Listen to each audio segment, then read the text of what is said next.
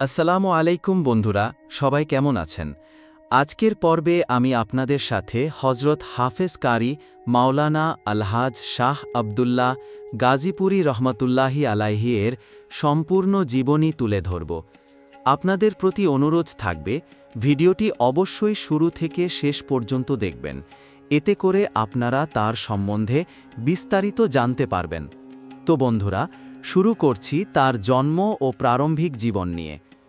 হজরত শাহ আবদুল্লাহ গাজীপুরী রহমতুল্লাহি আলাইহি ভারতের বর্তমান মধ্যপ্রদেশের গাজীপুর এলাকায় এক ধর্মপরায়ণ পরিবারে জন্মগ্রহণ করেন। শৈশব থেকেই তিনি কোরআন হিফজ, কেরাত, ফিকহ, হাদিস ও তারিকা তাসাউফে উচ্চ শিক্ষা অর্জন করেন।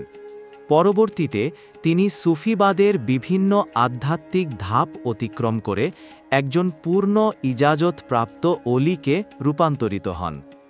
মিয়ানমার, বার্মা জীবনী।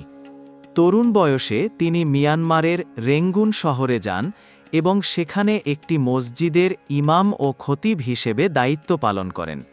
স্থানীয় মুসলিমদের মধ্যে তার প্রভাব, ইবাদত, রেয়াজত ও আধ্যাত্মিক শক্তির কারণে তিনি একজন সম্মানিত আলেম হিসেবে পরিচিত হন।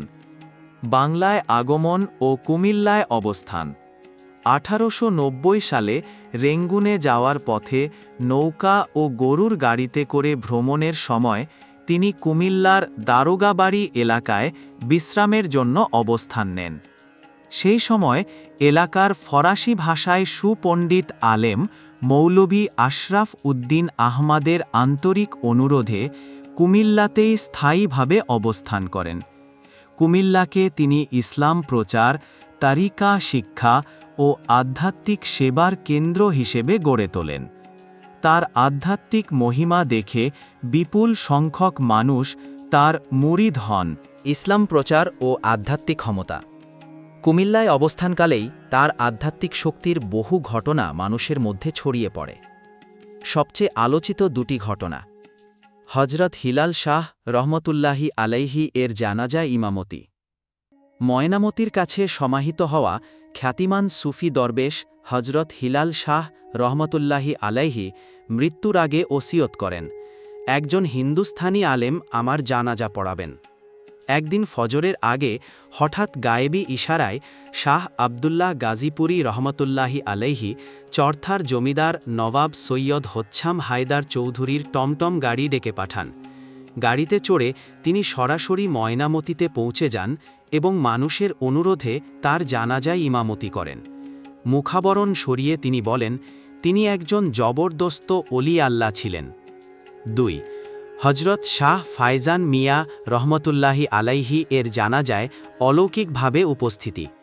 চান্দাশ্রীর আলোকিত সুফি দরবেশ হজরত শাহ ফায়জান মিয়া রহমতুল্লাহি আলাইহি মৃত্যুর আগে ওসিয়ত করেন, পশ্চিম দেশীয় একজন লোক আমার জানাজা পড়াবেন। ওই সময় শাহ আবদুল্লাহ গাজীপুরী রহমতুল্লাহি আলাইহি কুমিল্লার 14 গ্রামের শীতলিয়া গ্রামে ছিলেন। হঠাৎ আধ্যাত্মিক টান অনুভব করে তিনি একজন বৃদ্ধের কাছে উর্দু ভাষায় চান্দাশ্রীর রাস্তা জিজ্ঞেস করেন।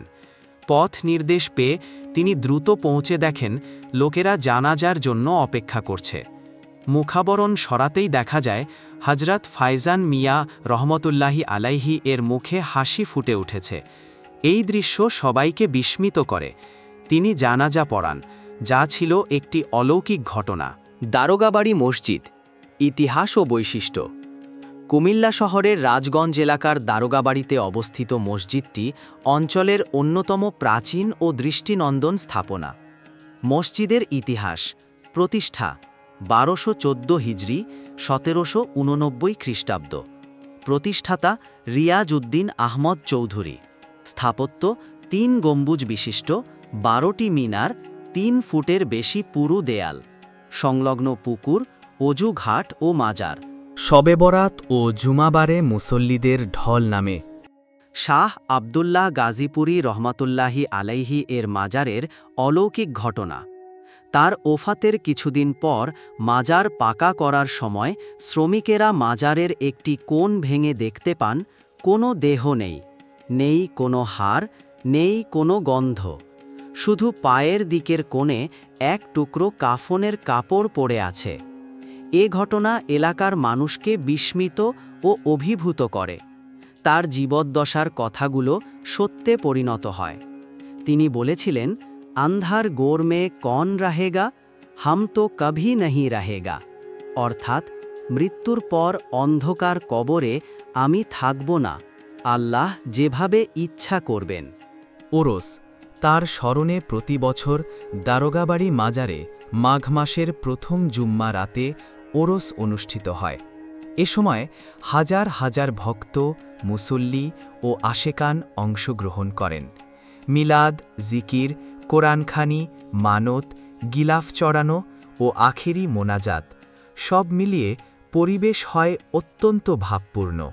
সর্বশেষ মূল্যায়ন, হজরত শাহ আবদুল্লাহ গাজীপুরীর রহমতুল্লাহি আলাইহি ছিলেন একজন হাফেজ ও কারি, ইসলামের সত্যবাণীর প্রচারক, আধ্যাত্মিক শক্তির অধিকারী সুফি সাধক, অলৌকিক কারামতের জন্য খ্যাত, কুমিল্লা অঞ্চলে ইসলামের প্রসারে গুরুত্বপূর্ণ একজন বুজুর্গ। তার জীবন, ত্যাগ ও আধ্যাত্মিকতা আজও মানুষকে অনুপ্রাণিত করে। বন্ধুরা, এটাই ছিল আজকের আয়োজন। আজকের পর্বটি কেমন লাগলো অবশ্যই কমেন্ট করে জানাবেন। সেই সাথে এমন বিশিষ্ট ব্যক্তিদের জীবনী সম্বন্ধে জানতে আমার চ্যানেলটি সাবস্ক্রাইব করে রাখুন। ভালো থাকুন সবাই। আসসালামু আলাইকুম।